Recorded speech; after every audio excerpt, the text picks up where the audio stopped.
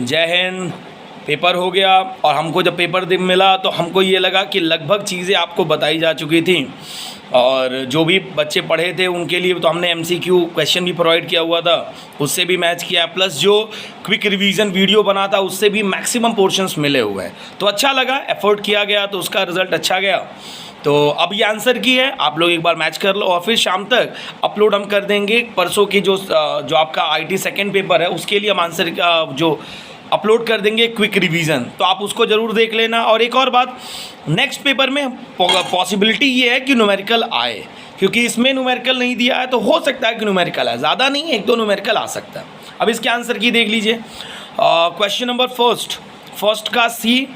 अब हम answer option नहीं पढ़ रहे हैं, जिसमें लगेगा पढ़ देना चाहिए उसको हम पढ़ देंगे। फर्स्ट का C, सेकंड का C, थर्ड का A, फोर्थ का C, फिफ्थ का C, सिक्स का B, सेवन का B, एट्थ का C, 9 का A, 10 का A, 11 का A, 12 का D, 13 का D, 14 A, 15 B, 16 D, 17 A, 18 A, 19 A, 20 A।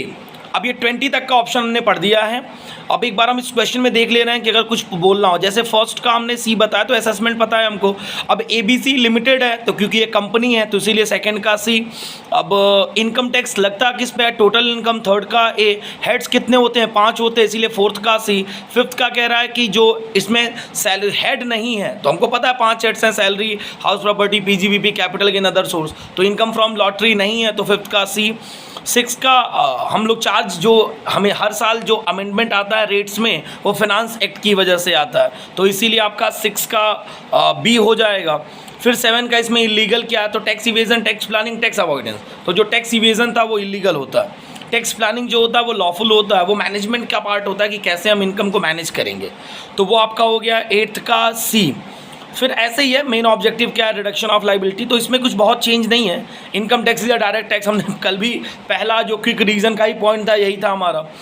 फिर 12 का C, 13 का D, 14 का D, 14 का A, 15 का B, 16 का D, 17 A, 18 A, 19 A, 20 A। और जैसे एक क्वेश्चन ये है कि इनकम 19 देखिए, 19 agriculture income in Pakistan is accessible for resident के लिए, क्योंकि ये आउटसाइड इंडिया का, देखिए हमने स्कोप ऑफ टोटल इनकम में ही बताया था, आउटसाइड इंडिया का ये एनी अदर केस है, तो बस रेसिडेंट में ये टैक्सेबल होगा। और बाकी अब आइए 21 से देख लेते हैं। तो 21 का C, 22 का B, 23 C, 24 C, 25 B, 26 D, 27 A, 28 B, 29 D, 30 C, 31 B, 32 D, 33 C, 34 A, 35 C, 36 C, 37 C, 38 A, 39 D और 40 C। ये ऑप्शंस हैं और इसमें पढ़ लेना। देखो 23 का कि कौन सा इसमें से एग्जेम्प्टेड है, तो फॉरेन अलावेंसेस हमने बता भी रखा था।